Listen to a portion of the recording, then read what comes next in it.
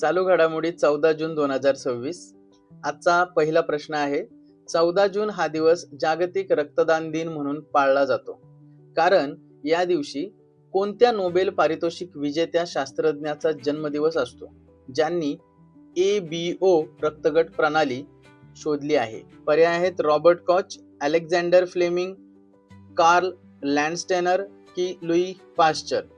या प्रश्नाचं अचूक उत्तर आहे कार्ल लँडस्टेनर.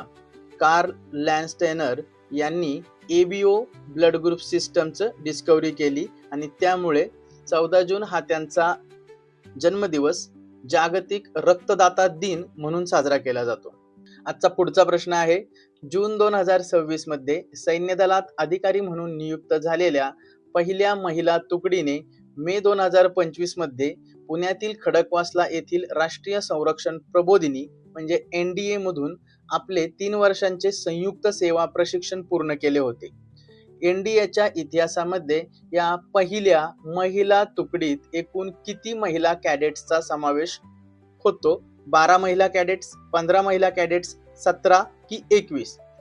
तर या पहिल्या महिला तुकडीमध्ये समावेश होतो 17 महिला कॅडेट्सचा.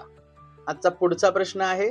जून 2026 मध्ये भारतीय मानक ब्युरो म्हणजे BIS द्वारे जारी करण्यात आलेल्या IS 20201-2026 हे नवीन मानक खालीलपैकी कशाच्या व्यवस्थापनाशी संबंधित आहे?